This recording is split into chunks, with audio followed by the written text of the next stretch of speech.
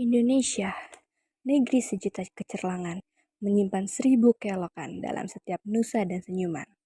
Namun sayang, kini senyuman itu perlahan memudar. Bumi pertiwi Indonesia mulai tercemar akibat sampah yang menjalar. Perairan di kawasan Pulau Pari, Jakarta Utara tercemar sampah plastik, sedotan, karung, styrofoam, serta eceng gondok berserakan diduga kiriman dari pesisir utara Jakarta.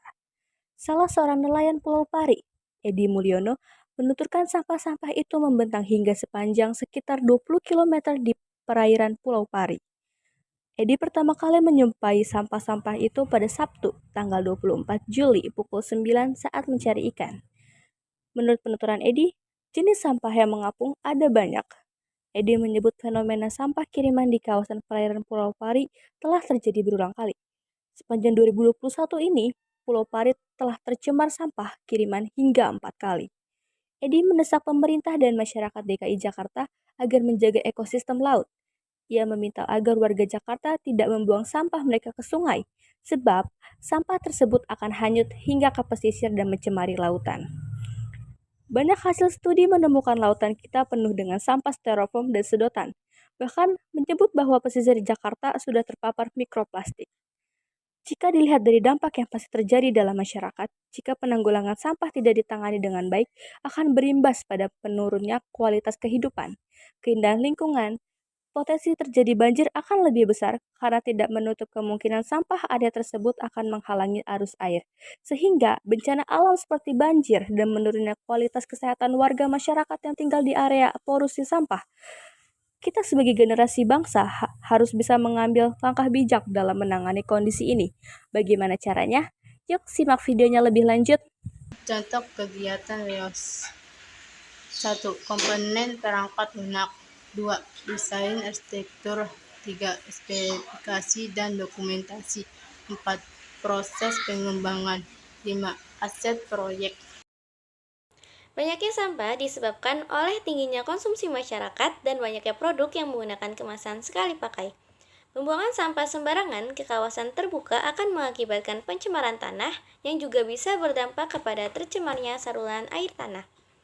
Reus dapat kita pahami sebagai sebuah usaha untuk kita dapat menggunakan kembali atau memperpanjang masa hidup dari barang-barang yang sudah tidak kita gunakan.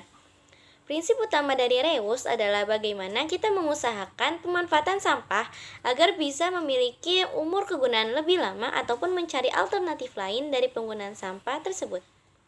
Salah satu aplikasi penggunaannya yaitu dengan menggunakan botol plastik untuk dijadikan sebagai pot bunga. Dengan menggunakan kembali dari barang-barang tersebut, maka sampah yang akan dihasilkan pun akan jauh lebih sedikit dan berkurang, dan bisa membuat lingkungan kita bisa menjadi lebih bersih. Salah satu tujuan dalam penggunaan kembali barang lama adalah untuk menghemat energi.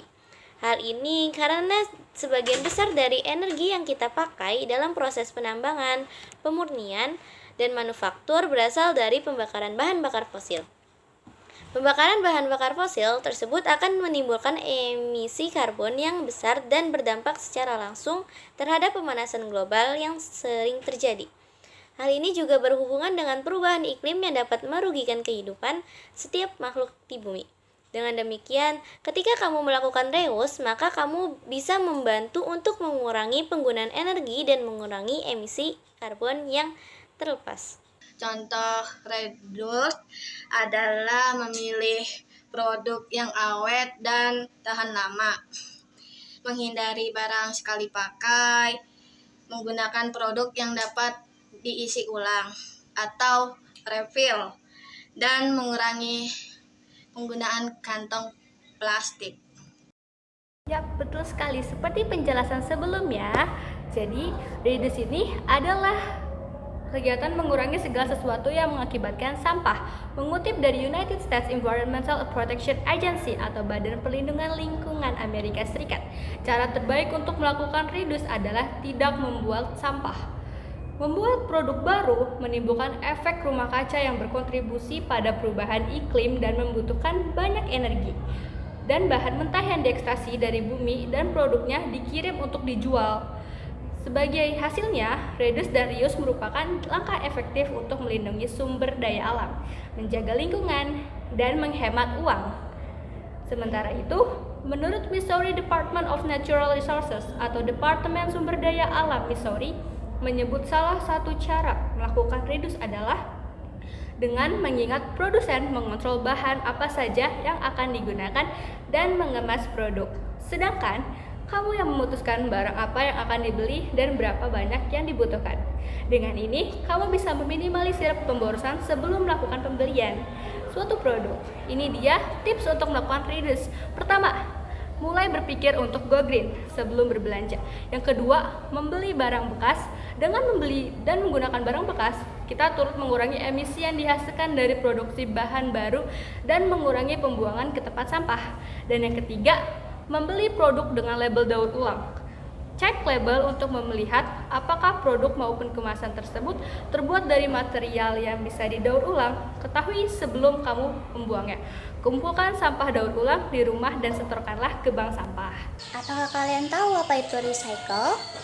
Recycle adalah daur ulang atau proses untuk menghancurkan barang yang sudah tidak lagi digunakan untuk kemudian diolah lagi menjadi sesuatu yang baru serta memiliki banyak manfaat sehingga dapat kembali digunakan.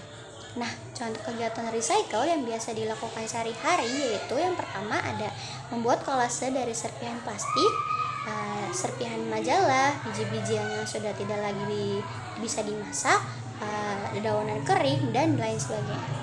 Yang kedua ada membuat mozaik dari pecahan keramik, kaca berwarna, genting, kayu, dan lain sebagainya.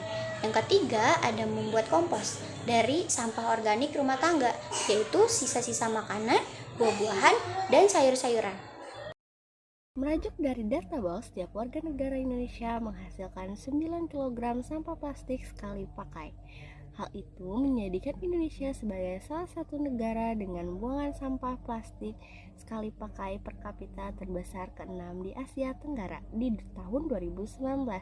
Pada fenomena tersebut, jumlah penggunaan sampah plastik memang tergolong masih tinggi.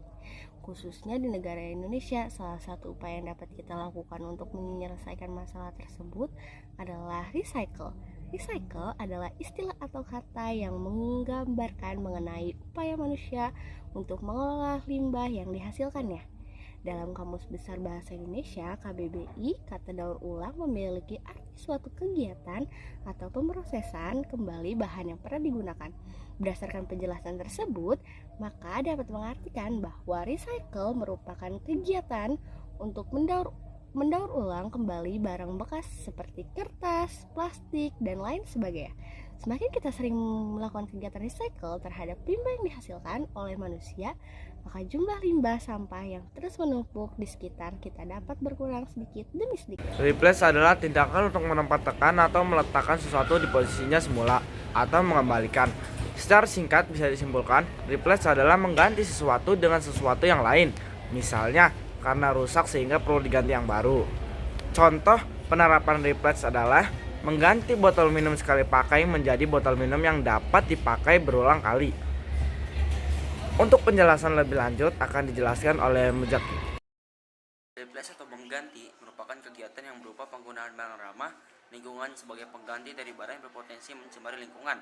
Dalam hal ini, penerapan yang akan dilakukan yakni dengan mengganti penggunaan tas, kresek, atau dengan tas kain yang dapat digunakan berulang dan juga ramah lingkungan.